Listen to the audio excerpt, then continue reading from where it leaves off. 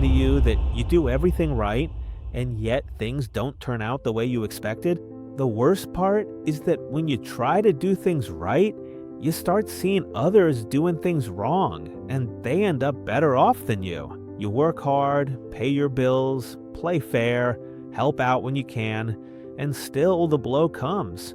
An illness, a betrayal, a loss, a no. And then you open your social media and see the scammer, the manipulator, who seems blessed.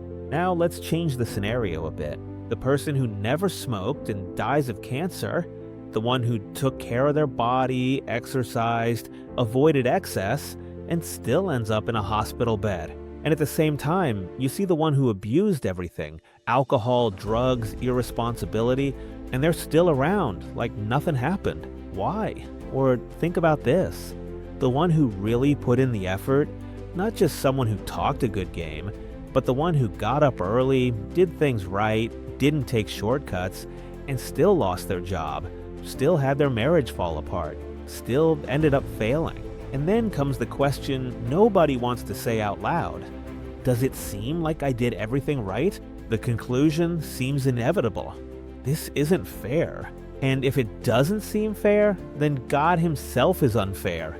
If you've ever felt or thought that, even if you're ashamed to admit it, you're not weak, you're not rebellious, and you're not any less spiritual than others. You're being honest, because the question doesn't push you away from God. What pushes you away is swallowing the pain and pretending nothing's wrong. But this profound and difficult question is thousands upon thousands of years old.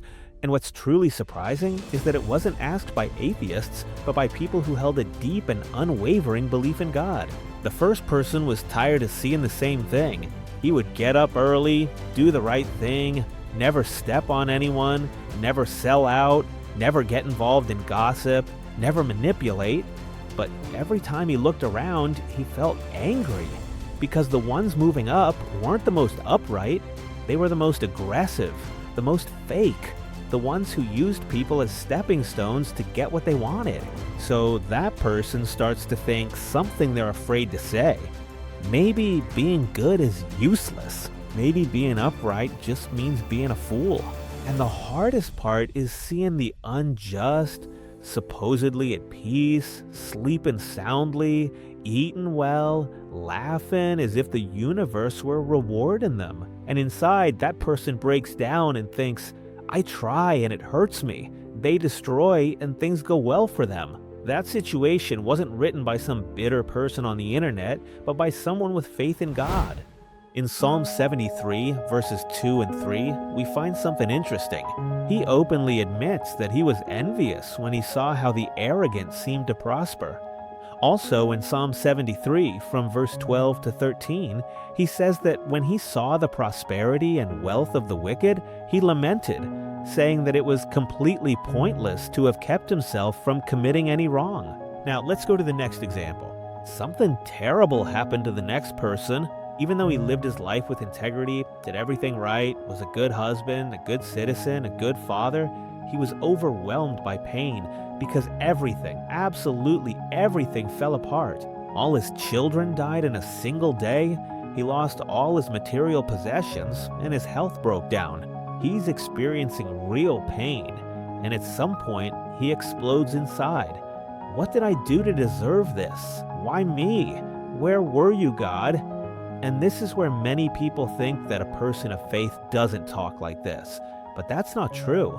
His situation is so terrible that he ends up cursing the day he was born. Job chapter 13 verse 1. The next person was innocent of everything, righteous, holy, someone who healed, who lifted others up, who embraced the broken, who never played dirty, who never took advantage, and yet still ended up destroyed. And in the darkest moment, he didn't say something nice. He didn't say everything happens for a reason. He didn't say God knows what he's doing. No, in Matthew 27:46 and Mark 15:34, we find these words, my God, why have you forsaken me? Do you see what's happening? Your questions aren't new. Your pain isn't unusual. And the Bible isn't a book for people who never break. It's a book for people who do break and still don't give up. I know what people sometimes tell you when you face difficult or terrible situations. Words like, everything happens for a reason, God needed an angel, maybe it's because of your lack of faith. Those are the phrases many people use, and sometimes you and I use them too. So today, I'm not here to give you a pretty explanation. I'm here to give you something better, a way to stay standing when there are no answers. The Bible doesn't treat evil as if it were an illusion. It doesn't minimize it. It doesn't call it energy. It doesn't tell you it's just a lesson. It calls it an enemy, something that shouldn't exist, something that breaks bodies, families, minds, children's stories. And here is what is truly important. God never appears in the Bible as the author of evil, but rather as the one who actively confronts it. 1 John chapter 3 verse 8 says, "The Son of God appeared for this purpose, to destroy the works of the devil." In John 10:10, it says that the thief comes to destroy, but Christ comes so that we may have life. In Revelation 21:4, it tells us that there will be no more death, nor crying, nor pain. If you deeply despise evil, you're not fighting against God. You're feeling the same thing the very heart of God experiences in the face of evil. Now comes the truly difficult part of the journey. Many times, God doesn't give you an explanation because the problem isn't a simple equation. There are sufferings that don't have a clear answer that will leave you satisfied because it's not just your story at stake. It's a broken world and forces you and I can't control. But the Bible does something surprising. It doesn't always give you information, but it gives you company, and that difference is huge. God rarely answers the why with a speech. What he does is something else.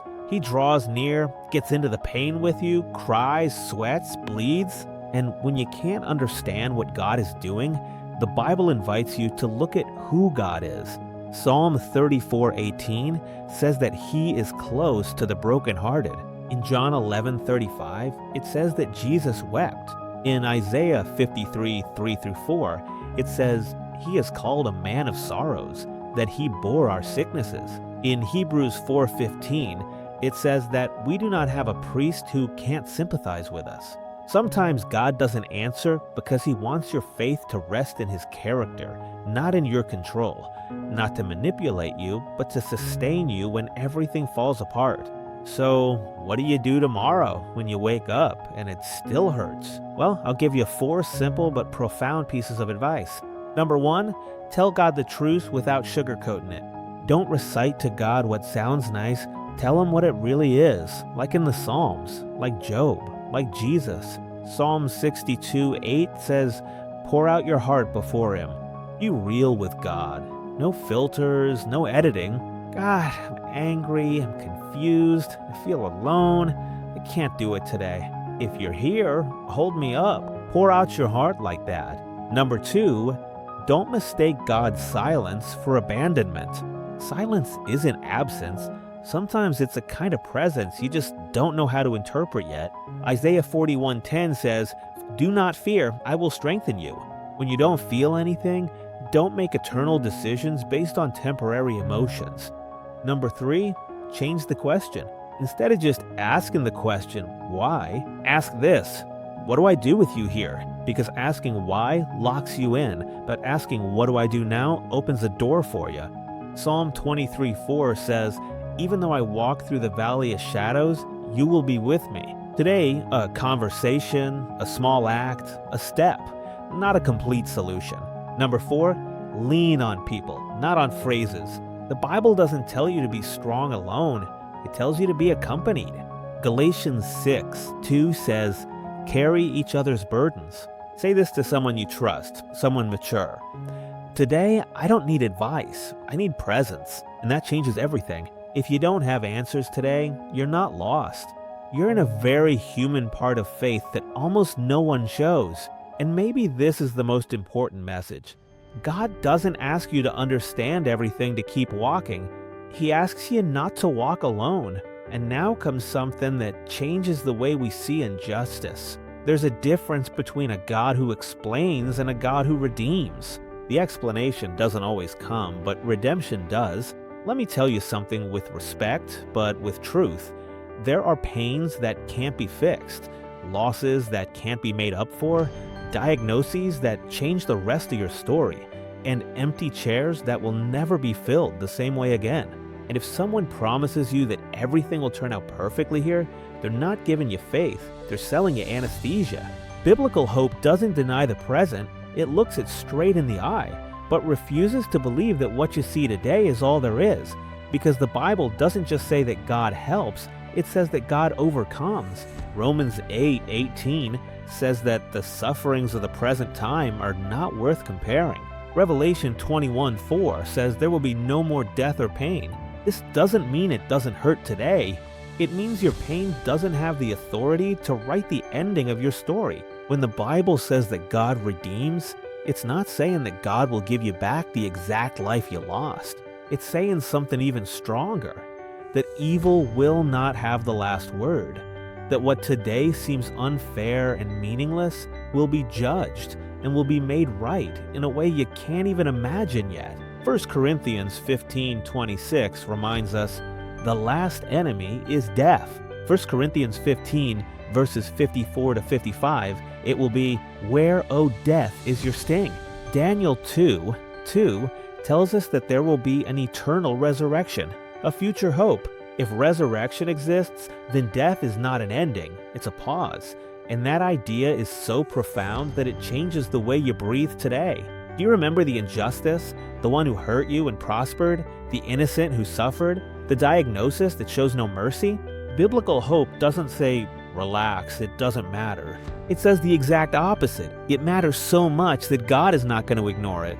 Romans 12:9 tells us that there will be final justice without personal revenge. Your hunger for justice isn't a flaw, it's a clue that you were made for a world that's right, and this world isn't. So if today you're in the chapter where there are no answers, I'm not going to ask you to pretend. Cry as much as you need to, ask whatever questions you have, seek help if you're at your limit, but don't sign off on an eternal conclusion on a dark day, because God doesn't just walk with you in your pain. God promises to end it. He said in Revelation 21:5 that He will make all things new, and has promised that He will come again. The clarification may take some time, but redemption is on its way.